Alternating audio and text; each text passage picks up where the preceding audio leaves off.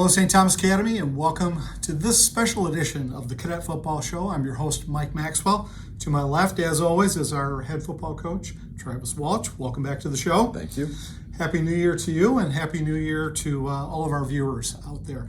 Today's show is dedicated to our seniors. We are going to take a moment to talk about each of these seniors that have dedicated the last 3-4 years to playing football here, and then we'll also highlight some individual achievements and postseason recognition that has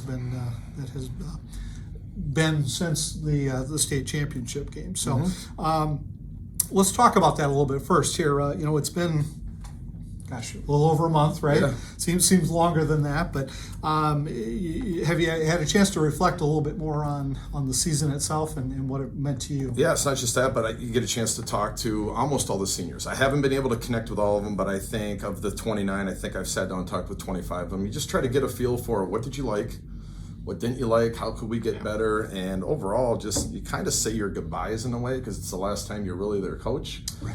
outside of what's coming up this Sunday with the banquet. Right. So we're gonna kick this off. We'll recap, some of the senior class, what their achievements are over the last 3 seasons, and here's what I put together, and I'll let you add in the things that you noticed as well. So an overall record of 30-5, pretty impressive. You think about that, 30 wins over 3 seasons, 3 trips to state, including this year's incredible run to the state championship, and one thing that stood out to me is 1 home loss in 3 years. I mean, these guys got a lot to be proud of. They really do. We have a list of different highlights, I guess you could say, from each of our student athletes, and some of them are individual, which is cool. I like that. Like I spent all this time to work and get and have this one moment and it hit. Right. Then other it's just more team based. So we'll cover on those. But other things that came out of our conversations with our seniors once we got talking is I didn't realize, I did feel it throughout the year, but that Matamidi game was such a big one for our kids. And they just sat in their mind all off season. Yep. Like that's where we need to get. We need to be better than them. And that's one of them that came out that got lost in the whole season. Was just I sensed in talking to these guys how big of a moment that was for them to get to that next step. We might have brought this up at one point, but I had a number of conversations about the level of play this year. And it's not just our schedule in season, but it turns out of the 8 teams that were left in the state tournament, not including us, not including Rogers, our guys can sit there and go, we played 6 of the 8 teams that were in that final bracket. So when you start saying, well, what does the level of competition look like in this state year in and year out? A lot of those teams are back every year. Yep. And now our sophomores and our juniors, not just the seniors leading us the way, we've got to see a lot of really good football programs that are there every year. So that was something that stood out. And then just the improvement and the resiliency. Our kids, I think, were so proud that they improved and they got better. Yeah. And they were able to fight back in situations where I think sometimes people wouldn't have given us that chance to do it. So those are the things that stood out besides what the guys kind of told me. Well, and we talked about that all season long, that resiliency in particular. And that for me was what stood out with this team, the difference between this team and, the last 50 years, frankly, of teams that have played through here, and that to me is kind of the hallmark of this particular group, and that was fun. That was fun. Makes me proud as a coach and as a coaching staff to hear that. It's just you need to have it. Absolutely. Let's talk about a few of the individual honors and awards that some of our players received. Let's start with the All-District Honorable Mention. Yeah, and so people say, well, what's All-District? It's actually Robbinsdale Armstrong, it's Matamidi, it's us, and it's Cretan, and I'm missing someone. There's someone else in there. But essentially, based on your record in your district, you get slotted a certain amount of people to be named All-District and Honorable Mention. And this was actually voted on before the postseason. So, you might say, well, man, would this have been different if you played? Maybe. Yeah. But our all-district honorable mention with Charlie Probst, outside linebacker, Avon Dorville, who played a little bit on both ways, but mainly our nose guard, Declan Wilson, our kicker, Kate Caruso, inside linebacker, and Finn Benz, safety. Okay, how about all district? All district, Savion Hart, Teddy Knapp, obviously played both ways for us. Max Anderson at center, Robbie Woolen at left tackle, Maximus Sims at quarterback, and Luke Dobbs at wide receiver. You can tell that most of the coaches in our district we had a really tough time with you offensively. As you look at kind of how it shook out between all district and the honorable mention, all district. For sure. Well, those are all well deserving of that. And the district offensive player of the year. Yes, 2 special awards that go over the kind of the top of the base is the offensive player of the year in the district was Savion Hart, and then the district specialist of the year, which is cool that they recognize a long snapper, a kicker, or maybe a really good returner, was Declan Wilson. And really proud of Declan, and it just really I like that a district recognizes that, because those guys put in a ton of time and energy into their craft, and certainly has helped us win a lot of games. Yeah, absolutely. And of course, then we've got some guys that also got some recognition. Let's start with Savion and the numerous awards that he There's received. so many publications out there. We really just tried to stay with what are the major ones that we're going to read on a daily basis. So the quick list for Savion, and there's probably more. He was the Pioneer Press Metro East Player of the Year, which is a big one. All Metro First Team, AP All State, Minnesota Vikings All-State team. And in fact, I think him and his mom just got to go to a football game where the Vikings bring in the All-State team. And really neat deal. Cool. He was Mr. Football finalist, as we all know. MFCA All-Star Game, which him and both Teddy Knapp got to play in. And then, just from a stat line, anytime you lead the state in anything, in this case, he led the state in rushing at all levels. And I believe, I'm still working with some people on figuring out all of our school records, but I believe he broke our school record in rushing and in TDs. It would shock me if he didn't, frankly. I haven't been here long enough, you guys have. But I know Xavier Smith, who's on our coaching staff, had a phenomenal 2 or 3 year career. I just want to make sure before I say it's done deal that it's done deal. For sure. How about Teddy Knapp? Teddy Knapp was the MFCA All-Star Game, and then he was also, which I think is a pretty neat stat, he led 5A and 6A, the biggest schools in the state, in sacks this year. Wow. Yeah, pretty neat deal. Yeah, and I'll mention, Teddy, I was talking to his dad the other day, and he mentioned that he's signed with the University of St. Thomas. We'll talk about that a little bit later as well, but I know his dad was pretty pleased with that result. He should be. And I told him, gives us one more reason to watch some UST football in the fall. You got it. How about we had a couple of guys all Metro second team. Yeah, so Declan Wilson and Max Anderson were both recognized as second team all Metro, and what I realized is I looked at, who was second team all state as a kicker? Well, it was the kid from Alexandria. And he's not Metro. Right. So that was kind of that's probably how close Declan was to actually being second team all state as a kicker. And they recognize it's not just the extra points because we score a lot of points. It's, his percentage of putting the ball in the end zone was pretty unique for a high school guy. And then I'm still working on this, but I believe Luke Dobbs broke our school record for receptions in a season. And I think he definitely did for receptions in a game in the state championship game. But still working on that one. Got it. Okay, that's and again, I would be kind of surprised if he wasn't the new leader in both of those categories. Yeah. So, all right, well let's get started. We've got a number of people to talk about. Yeah. We're going to run through this in rapid fire. Yeah. And I'll try and add some color where I can. Yeah. So let's. And this is in no particular order. This is actually based on how they responded. Right? Correct. How they responded, and we had almost all of our seniors, and the couple that we didn't, that I have some things that definitely have time to say on them. All right, sounds good. Let's start with Nico Vargas. So we first asked him, what's your favorite moment of the year? And in Nico's case, we had this Halloween practice, which I think we talked about, and it's just something that we had done at other schools. You wear whatever jersey you want. It's a fun day, and I think in the as this season gets long, just coach, give me something different to do. Yep. Right now, Nico, what I really want to let you guys know is what are they thinking for next year, and maybe what's going to happen to these guys when they're done. But he's looking at Madison, St. Olaf. I know that I would really like to see Nico continue to play. I think he has the desire to play. I think he can play college football. And it might be football, might be track in college, and he's looking at majoring in finance. And when I think of Nico, I just I loved watching him with the ball in his arm coming around the corner. I don't know how many different coaches at different times in the year were like, my God, is he fast? So that's what I'll always remind me of Nico. And he might be just a guy that's just coming into his own as well, right? No doubt about it. As far as his playing days. So. If Nico were in a different situation, not behind Savion, as part of what we recognize early is he's got to touch the ball. He's just too good with the ball in his hands. So. Yep. All right. How about Louis Pelletier?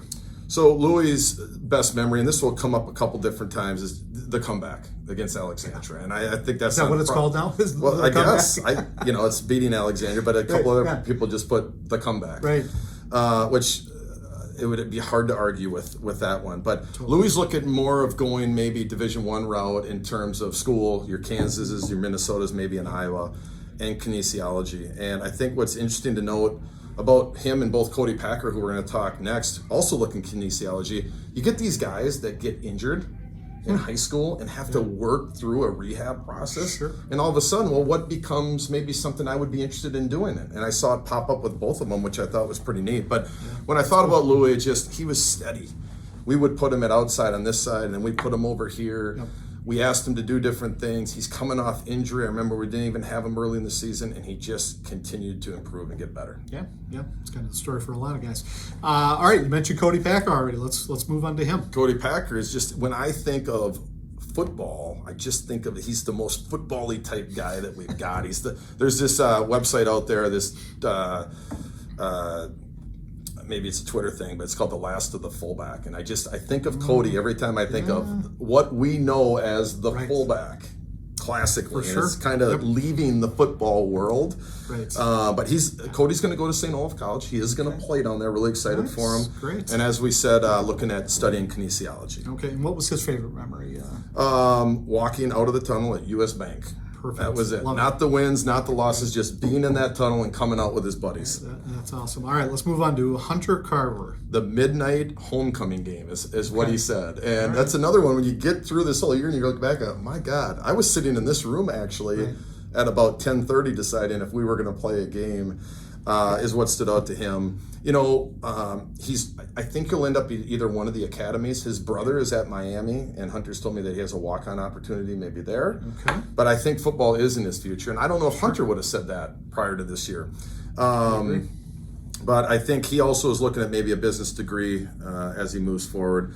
And it's just with Hunt, I just wish we would have had him more. He was really coming into his own before he got injured, but he stuck around. He was at all of our functions and just a team guy all around. Yeah, love that. Let's move on to Robbie Wolin. Yeah, so Robbie was one of those guys you put all this time and energy. He reflected on one moment. He had a sack in the state championship game. We didn't play him a lot on defense. Yeah. And, some of these guys, like I said, just hanging out with my buddies, but when you work that hard and put that much time in it, to have that moment to do what he did and be able to say, and just get up and celebrate that, you could see in his celebration what that meant to him. It's really neat to hear these things come back because now it reflects on watching the videotape. But Robbie's looking at Notre Dame, Boston College, Georgetown, hoping to play football. That's his goal. Mm-hmm. But I think he would probably also say if it's the right academic fit and football's not in the mix, he would probably look at that as well. And he's thinking international relations and or political science or pre-law track. Yep. All right. Sounds good. Isaac Wagner. Maybe one of the favorite guys. Part of the reason Isaac got the award that he got at, it's kind of the best teammate award. And it's just, he just did things so well, you almost didn't notice him. And I don't want to say I want every guy to be like that, but it was just staggering how good he was. And he said the comeback was his favorite moment. Yep. He's either going to probably go big school, U of M, and not play.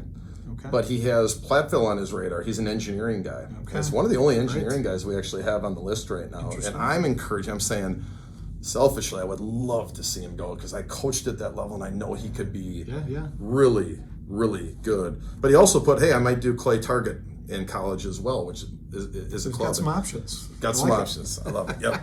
All right. How about Cade Caruso? So Cade said just being able to play in the bank twice. Like we won a game, we got to go back there and experience all again. Cade, I think, is going to go to the University of St. Thomas. I know that he's talked about Wash U as well, which is a phenomenal academic institution. Right. I hope he plays. I know he wants to get into coaching, but as I told him, I'm like, one of the best things you could do before coaching is playing. Yeah. And get that culture and feel how things work. And certainly has enough of that at home, right? With his dad being a coach, so he grew up in it. Yeah. I don't know if he's decided on what exactly he's going to do, but when I think about Cade, he's just really thoughtful. I mean, he's the guy that when we didn't have a language on defense and no one understood it yet, and I said, well, you're not going to play safety anymore, you're going to move to inside, because I really felt like he could handle leading that. Right. He was the one that was getting us lined up before anyone, but he was the same guy after 2-a-days, and I'd walk in those locker rooms and it was a mess, and he was the last one there cleaning up the locker room, like literally picking up garbage and throwing it away. And that's what I remember about Cade, are those moments. Yep, that's awesome. How about Savion Hart? I don't know how much more we can say about Savion. We spent a lot of time doing it, but he just said state championship. And I clearly, from one of the first days I met him, it wasn't about rushing yards. It was about, I want to play on the biggest stage in front of everyone. And that's why, just very clearly, it's just getting to that game was so important to him. He's had a number of different things come at it. He has a couple full ride offers. He's going to wait this out. Mr. Horning's done a really good job with helping him at Utah State. He's got on their radar. I know he's getting some things from Clemson. At least he's starting to have some talks there or some texting. Michigan State's been on the board. And then he has offers to the University of St. Thomas. I think Robert Morris, University of North Dakota. So Savion's in a wait-and-see approach right now. And he's leaning towards, we know he wants to play. He's going to play in college, but he's leaning towards maybe a marketing or a business. Got it. All right.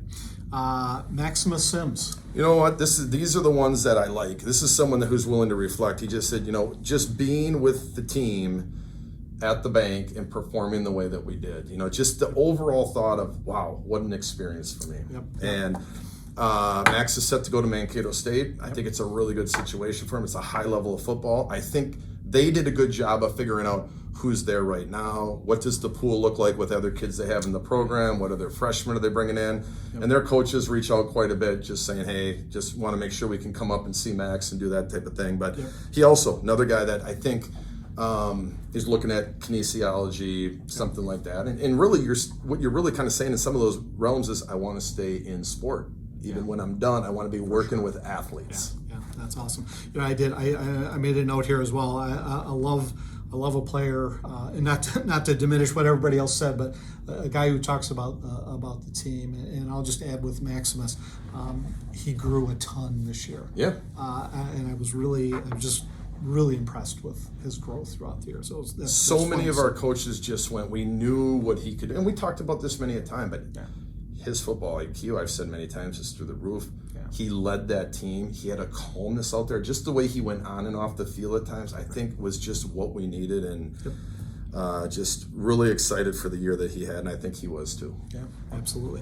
All right, how about Max Anderson? He just said playing in the bank, kind of like Cade. And I think so many people's dreams in this state as you're growing up is like, I just want that opportunity to do that. Yeah. Max is going to have a lot of opportunities. I think what he's trying to balance out is he got accepted into Notre Dame, which is awesome.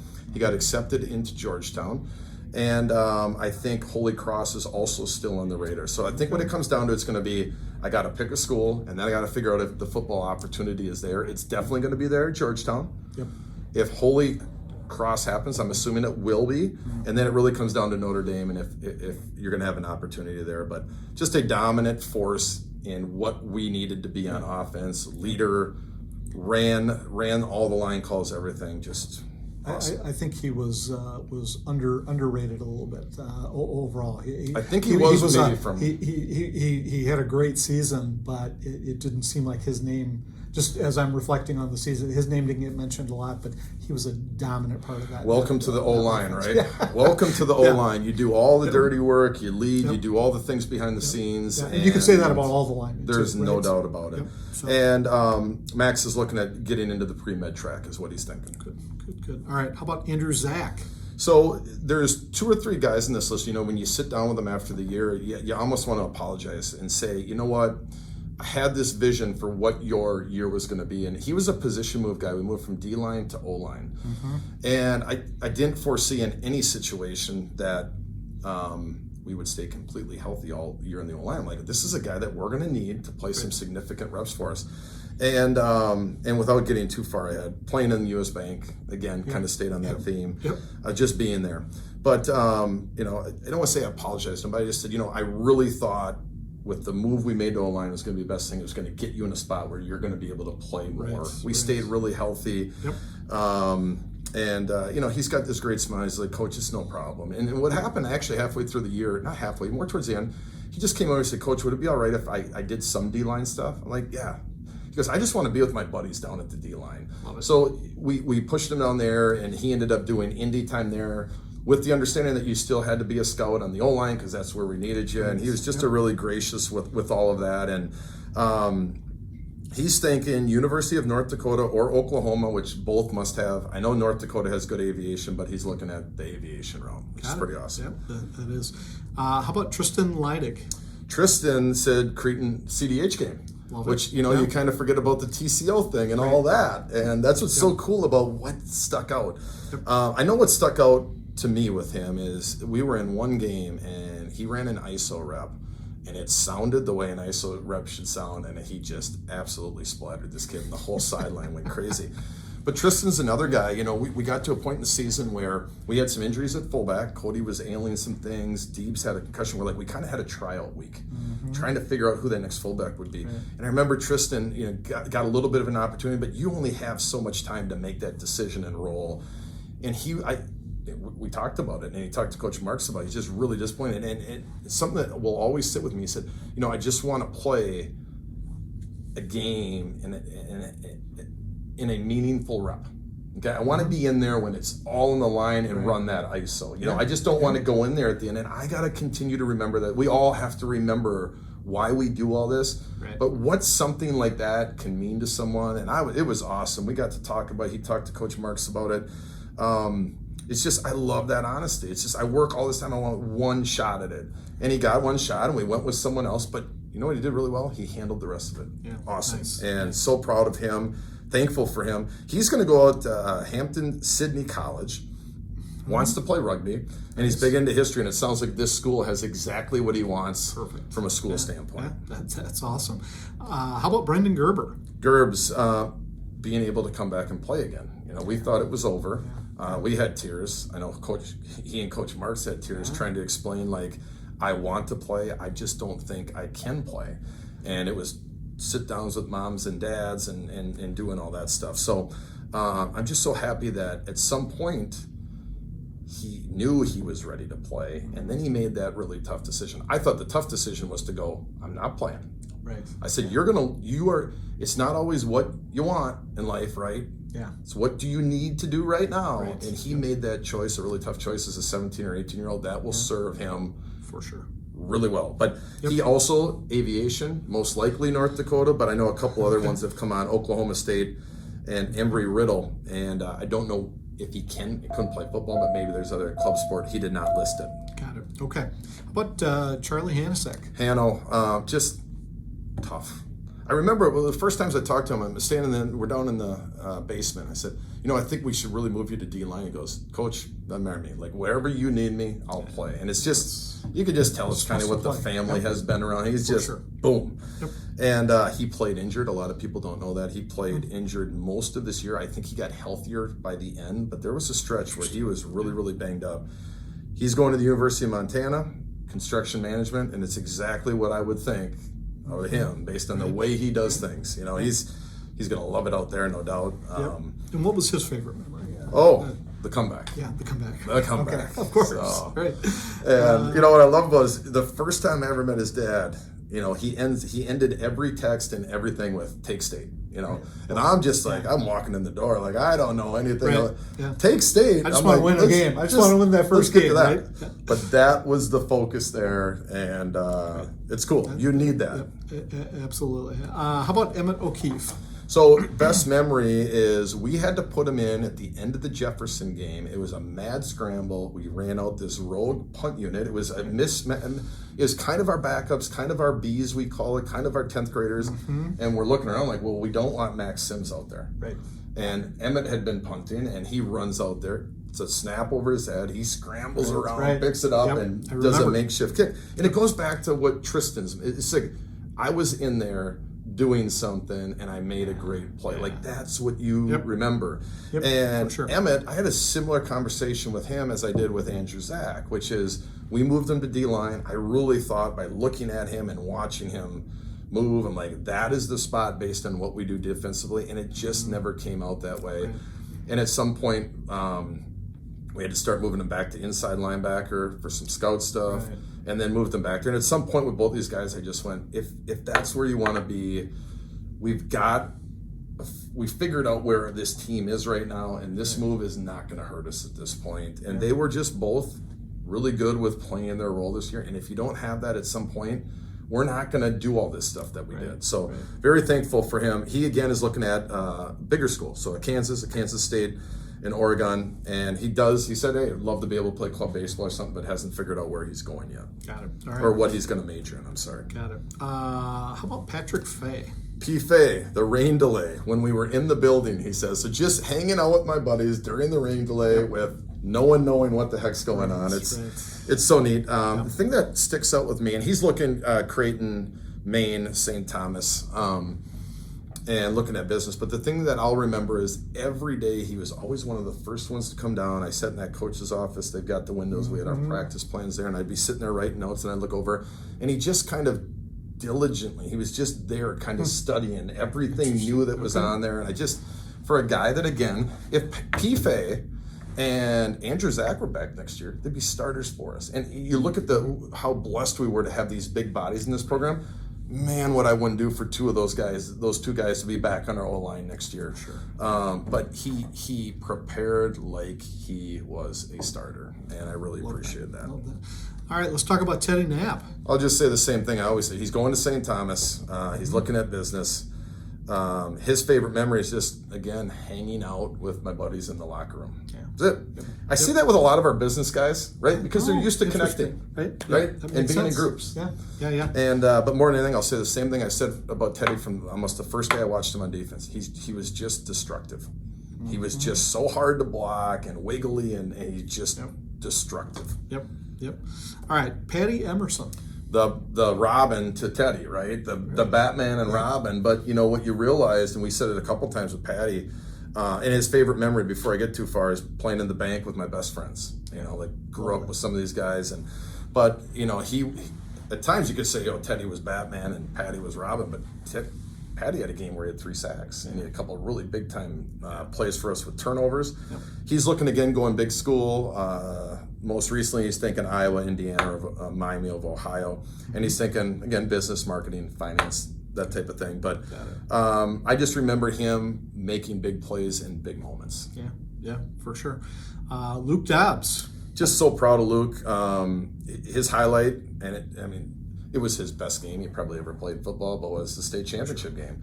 And I just, I'll bring it up again in different. He's just tough. I've said a couple times, to make in-breaking routes and know what's coming and be able to catch that ball. He's competitive. He's tough. And Luke and I had some real tough conversations earlier this year about, hey, we've got to change the way that we handle ourselves sometimes. And I said, Luke, this is why I can relate, because I was you. I didn't handle myself well in basketball games and football. Everything that I was thinking was on my face and with my hands, and I'm still a little bit that way. But just the leadership that he brought, the calmness he was able to bring towards the end, made our whole unit better. Besides everything he did on the football field and catching the ball and doing that, doesn't know where he's going yet. Okay. I would love to see him play football. I know he's probably good enough to play at a basketball level as well. And but he said the one thing I am sure of that he's probably looking at going business at this point. Got it. Yep, that makes sense. How about Max? Another Max Eifert. Yep, Max Eifert. So beating Creighton. So you still got some of those hardcore guys that are it's like, hey, we beat CDH.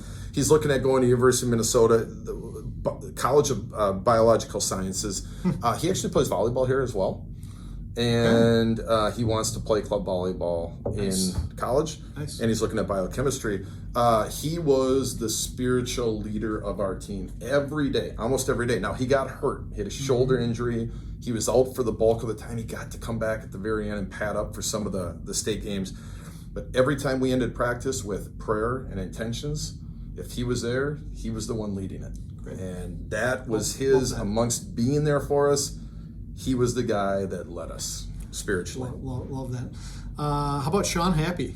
Hap, so he just said walking out of the tunnel at US Bank, he's going to Boston College, kind of following the rest of the family, Yep. and so happy for their family that I think they have one in college there right now. Yes. They have one that's out of college there that went there, and now Sean's there. So just, I know that. My parents and I, myself, my brother, my younger brother, were all at Winona State at the same time. And for a family just to know what it is and be there, it's awesome. He's looking at studying finance, and he would love to do some type of club sport, maybe baseball in college. And when I think about Hap, it's just, he understood his role. He understood his fit. He was always in the right leverage situation. He's just a really smart, heady football player. And when plays came his way, he made them. And just forever grateful for his contribution to and his leadership as a senior. Yeah, absolutely. And what was his favorite memory? Walking out of the tunnel at US Bank. All right, awesome. Yeah, that's a pretty good one Yep. right there. Michael Stavseth. Yeah, Stav. So he said favorite memory was the rain delay on homecoming night, and just, I think it was just That stuck to a lot of guys, didn't it? going back out, but just that whole time of us all kind of hanging out and just, I couldn't imagine that. I was upstairs in this room doing different things, but Right. I'm glad they loved it. And in the end, I got to imagine it's just a really cool memory. And, he was a guy that we asked early on, go play some defense. We want to see you over there because we had no background. Right. And then he came back in the second week of summer camp, moved back to receiver. That's where he settled in. He was really starting to hit his stride. He got injured. We missed him for about 2 to 3 weeks. And then I think everyone saw the build that he had. He had a huge catch in the state championship game. He's a magnificent blocker and took great pride in doing that. And he was really big on our special teams as well. But looking at going to Villanova, again, would love to play club baseball if he gets the opportunity, and he's looking at entrepreneurship or economics. Great. All right. And one of our team managers, Isabella Grady. Yeah, so she said the Armstrong rain game. Now that's a different perspective because you're a manager and you're out there getting soaked, and then you're probably moving stuff around and doing all types of different things. And she had a couple different ones, but just so thankful for both her and Nora, which we'll talk about here in a little bit. The little things that I'd say, every time my girls would come to practice or a game, they just kind of swallow them up and take them around and let them be a little manager and ride in the cart, like all that stuff. Right. Our girls will never forget that. But she's looking at maybe Marquette, UST, or Indiana is what she's thinking, looking at studying business. But you can't have enough good managers, and Isabella and Nora were awesome, as was Michael Grady, who's not a senior, so we're not highlighting him right now, but certainly thankful for that. And let's talk about Nora Kane. Nora Kane said the same thing, the rain delay, and she also said she spilled Gatorade on one of the coaches. I got it cut off here. Right. She spilled Gatorade on Cole. Cole, yeah. And great memories in football, but those girls showed up every day. They were filming, they were hauling stuff around, and it was just awesome. She also is looking at Marquette, Madison, or University of St. Thomas, it looks like in that order, and business and marketing. All right. How about Henry Lamont? Favorite memory was getting to play at US Bank, which comes up a lot. Looking at University of North Dakota. Also, we heard this earlier, Embry Riddle, and he also is looking at aviation. So that's why you're seeing some of those same schools pool up. And University of Dayton is also on there. Henry's the guy that one of my favorite memories is in the off season. He's walking down the hallway, and I'm looking at him, and I said, "Hey, do you play football?" I don't know hardly anyone here yet. Right. And he goes, "Yeah, I played football last year, but I don't think I'm going to play this year." And I'm like, "Well, I'd love to talk to you about it sometime." He said, "Okay." So we chat a little bit. I said, "Why don't you come down sometime? We'll set something up." So I'm looking at his body, and I'm like, "Okay, so what did you play last year?" He said, "Well, I was D-line," and I said, "Okay." Well, I'm looking at him, and he goes, "I play basketball." I said, "You look like a tight end. Like, would you want to play tight end?" I'm trying to get him excited. He goes, I can't really catch the ball." I go, "You play basketball, you can't catch the ball." It's just funny, and he's funny, and it was just very matter of fact. I can't catch the ball, so don't even think about tight end. So we ended up starting him at outside linebacker, and he stuck there for the summer. And then he broke his hand, I think, the first day of fall camp. We lost him for 4 or 5 weeks. By the time we got back, we kind of had our rotation set. We moved him to the D-line. He gave us good practice reps. And, again, it's just another story. I wish it could have been different. I wish he had more time as a senior, but we're thankful for the efforts that he gave. Yeah, all right. And how about Declan Wilson? So more of an individual one. He worked on this kick all the time in practice. So life as a kicker, you're not always doing offense and defense. Right. We're asking them to, he's over there working on kicking a can or working on these specialty little kicks. So we have this kick called the target kick. It's when you line up and you try to kick it downfield and you try to hit the guy right in front of you.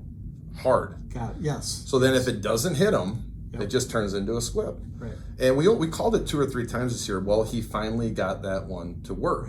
And he hit someone, and we actually recovered the ball when we tried to call it. So it is a possession kick, but it's kind of a unique one. So that was his favorite memory. He's looking... Declan is through the roof academically. He's a 34 ACT. He's looking at Texas A&M, Dartmouth, Purdue. I think he's a 4.5-star kicker nationally. I mean, I think he could kick at all of those levels. It's going to come down to, is it the right school fit, and do they have the opening where he could get in there and walk on or make his, get a tryout or something like that. But he's good enough to do it, and he's looking at going biomedical or maybe even engineering. Right. Okay. All right. How about Thomas Holmquist? Thomas is one of my favorite stories because I remember one of the first meetings we had, I said to all the juniors, name a couple guys that didn't play as sophomores but did play as freshmen that are here that I need to talk to. And the first 2 names that came up were J.D. Dobis and Thomas Holmquist. And I just said, give me a little story. And I talked to a couple people, like, you're going to look at Thomas and go, there's no way. He can play. He's 120, 30 pounds. But everyone used the same word, tough. He's tough. You just got to watch. Yep. And I connected with him right away. He's quiet. First couple days, coach, I'll be there, didn't. And finally, I just said to him, I texted him, I said, listen, I either know you're in or you're out. He goes, coach, I will not miss another practice. And he was at everything. Nice. And we needed him. And when I watched Thomas run up to tackle with someone, I was just like, you just as good as watching Nico turn a corner with the ball in his hands. That's how I felt when I'm like, if Thomas needs to make the tackle and there's a one-on-one, he's going to make it. Yep. That's what I remember. Thomas, Eugene, and Emilio and JD, they didn't respond, so I can't tell you what their favorite memory is. Right. But just, again, appreciative. I'm glad he stuck it out, and it's another reminder that you can be a great wrestler here and play football. And you can be a great, in JD's case, which we'll talk about, a great baseball player here and have a Division I scholarship waiting for you, but still play football. Right. And one thing that I did in the note that I sent out to all the families is like, hey, hopefully you're on a team right now, but if you're not, I'd encourage you to go for wrestling because I just think wrestling pairs so well with football. Sure. And we have wrestling coaches there that care, believe, and are doing a really good job. Yep, exactly. How about Eugene Keating? So Eugene was a backup safety for us, and he did a lot of special team stuff for us. And again, didn't fill anything out, so I can't tell you what his best memory is, what his plans are. Right. But more than anything, he was a guy that showed up. I don't know if he missed much at all. He did every special team we asked of him. He just didn't get to play a lot. He was behind Finn Benz and Thomas Holmquist and a group of guys back there. But I think he really enjoyed his experience, and I wish I could tell you where he's going. I just don't know yet. Right. Emilio Gomez. Emilio's just, man, he is a spark plug. And what I realized early with Emilio is he played a lot last year. He is chippy. I mean, he plays in practice that way. He plays in games that way. He chirps, as the boys like to say. And the one thing at some point, I had to tell Emilio at times, like, you just got to gear it down a little bit, especially with our team, right? Yep. As long as you're not getting a penalty in a game, do and say what you want to. But man, you gotta bring it back a little bit. There's this really cool moment, just you want to see growth and improvement, not just in football. But there was a moment at the end of the year where he even recognized, I probably went a little bit too far. I said, can you just go over and apologize? He went over and apologized. It was just so neat. I was looking across the field going, that is what this is about. And I don't think that would have happened last year. And that's the growth, as much as everything else that you want to see. But he went after people when he pulled and it was just, he is going to be missed from the physical approach that he brought to the game. I like that. And last but not least, JD Dobas. JD will tell you, and it's my favorite. One of my favorite stories of the year is he said, "Coach, it's not about how much I played or did not play in football. The reason I am so thankful I went out for football is I just connected with my whole class." He said, "When I was away for football from here, I just lost connection with a lot of these guys, and just all the time that I got to spend, and that's all you really want to ever hear as a coach." Sure. And JD, it's a Sunday night, the night before camp starts in August. He had told me all summer he was going to play, but he was traveling, and that's what I told everyone here. I'm like, you're out doing something that's going to make you better, go do it. But he called the night before, it was the Sunday before our Monday, and he called me, and I know what he was going to tell me. He was going to tell me, "Coach, I'm not going to play football. I just, I'm too busy. I got this done."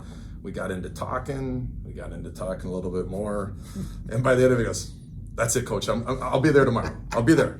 I said, "Are you ready to practice?" "I'll be ready to go." So it flipped, and we are so thankful it did. He got his quarterback reps this year. He got wide receiver reps. He did returning for us. And I've never coached someone that's so positive. I think I had to say that when I introduced him down at the signing day. He's just the most positive, friendly, and awesome person to be around, and it was infectious, and we needed it. Yep. Yeah. So we don't know his favorite memory, but we know he's going to the University of Minnesota on a baseball scholarship. So I look forward to being able to watch him as he advances in baseball.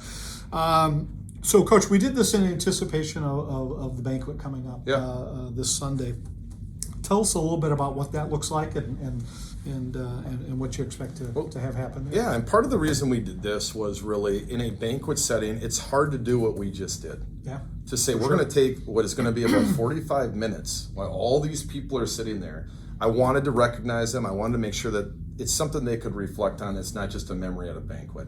Yeah. And I thought this would quite frankly be a better scenario to do it and recognize some of this stuff. And then it shortens up our banquet. We don't need banquets 4 hours long. So what comes Sunday is we go out there, and really it's just about, part of the reason we moved it back to this, we've all had chance to look back now. Mm-hmm. We haven't been around our team. Right. Now we get a chance as a team to come back together and really celebrate and talk and share. Yeah. I don't need it to be much more than that. We come in, I'm going to say a few quick thank yous to guys like yourself, a bunch of lists of names, and then we say the prayer, we eat together, and then we come out. There's 6 awards that we're going to award. We actually created 4 new ones. They're all the awards now in our program, there's 6 of them, are all former coaches here. Oh, great. So we put a name on basically the offensive player of the year, the special teams player of the year, the cadet award, all the awards that you and I talked about weekly. Yeah. We now have a yearly award for. Okay. So we'll do those, and then I'm going to give a brief season recap. A couple of the students in Mr. Mattis's class put together a highlight/hype tape. It's not a highlight tape as I would know it, where it kind of tells the story of the season. It's just more boom, boom, boom, boom, boom. Right. But there's certainly some highlights in there. So I call it kind of whatever that word is between highlight and hype. Yep. And then we'll have the seniors come up and we'll say, hey, let's give our seniors an applause. I'll probably mention a couple of the accomplishments again that we thought we had from that senior class. We'll sing the school song and we'll get out of there. Nice. Yeah, it sounds like a great evening. Well, Coach, again, thanks for taking time to talk about cadet football with me today, and taking time to highlight this great group of seniors. It's important. It was fun. It was fun to kind of reflect on the season as well. Last episode, we put a wrap on the season. Today, we put a bow on it. And the next time you see us, we will be talking about the upcoming season. And looking forward to another successful cadet football season. Until then, thanks for watching, and go Cadets.